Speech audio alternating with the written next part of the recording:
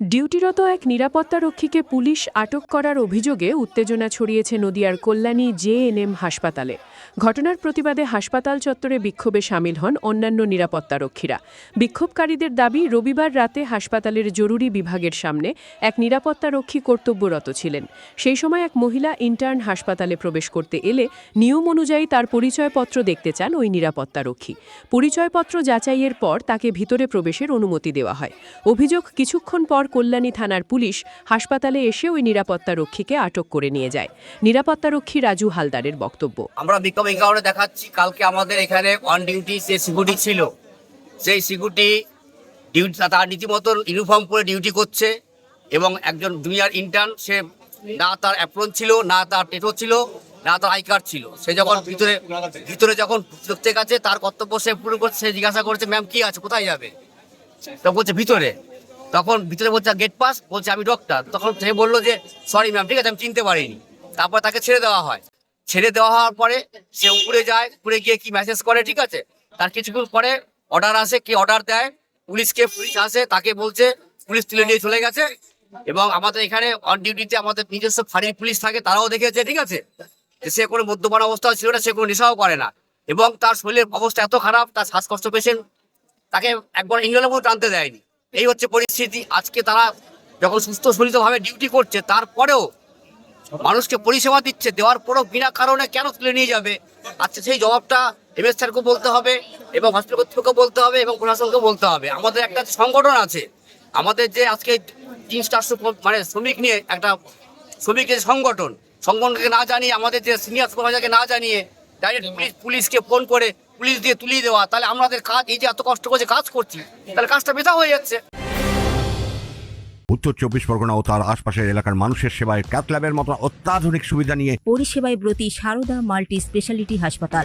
একই ছাদের তলায় মানুষ সাধারণ চিকিৎসা থেকে শুরু করে 24 ঘন্টা cath lab, MRI, CT scan, এনআইসিইউর মতো সুবিধা এবার থেকে পেয়ে যাবেন সারদা মাল্টি স্পেশালিটি হাসপাতালে। প্রয়োজনে যোগাযোগ করুন 033-2592-0730, 2593-0730, 2593-3562 ও 9331275635 নম্বরে। আমাদের ঠিকানা royal park, Kalyani expressway, Barrackpore, Kolkata 7,01,21। Sarada multi speciality হাসপাতাল, পরিষেবাই হোক আমাদের মূল লক্ষ্য।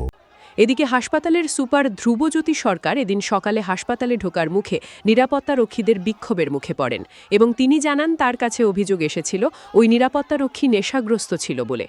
গতকাল রাত্রিবেলা অ্যারাউন্ড 1টার সময় একজন লেডি ডক্টর আমাকে ফোন করেছেন, আমি নাম বলছি না। তিনি ফোন করে আমাকে বললেন, একজন security staff seems to be under drunken state, intoxicated. সে তার সাথে বদব্যবহার করেছে আর তাকে বিভিন্নভাবে ধমকেছে, তোমার কমপ্লেন করার আছে করো, ভিডিও বানানোর আছে বানাও, তোমার যা ইচ্ছা করো, আমার কিছু হবে না। এখন সে বলছে, স্যার আমি এই অবস্থাতে কিভাবে ডিউটি করব? তখন আমি আমাদের পুলিশ আউটপোস্ট যে আছে, সেই পুলিশ আউটপোস্টের অচিন্তবাবুকে ফোন করি। ফোন করে ওনার সাথে লেডি ডক্টরের সাথে কথা বলাই। অচিন্তবাবু লেডি ডক্টরকে আশ্বাসন দিয়েছেন, চিন্তা করবেন না, আমরা আছি। তো আমি ওই ছেলেটিকে কাস্টাডিতে নিচ্ছি, বাকিটা কাল সকালে দেখব। এখন তারপর ছেলেটাকে সরানোর পর, ছেলেটি কে ছিল? হসপিটালের সিকিউরিটি, হসপিটালের এজেন্সির সিকিউরিটি।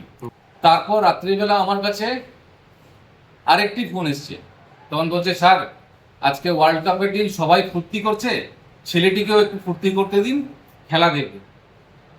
আমি বললাম, সেটা আমি পারবো না। কোনো লেডি ডক্টর যদি ভার্বালি কমপ্লেন করে, that is enough to initiate an action. এবার তার বাকি জিনিসটা পুলিশ ইনভেস্টিগেট করে দেখবে। পুলিশ গোটা ঘটনার বিষয়ে তদন্ত শুরু করেছে। সুদীপ ঘোষের report, news Bengal today. Meghbela লাইভে আপনার পছন্দের টিভি চ্যানেলস সম্পূর্ণ বিনামূল্যে, শুধুমাত্র মেঘবেলা ব্রডব্যান্ডের কানেকশনের সঙ্গে। মেঘবেলা ব্রডব্যান্ড, বাংলার ঘরে ঘরে।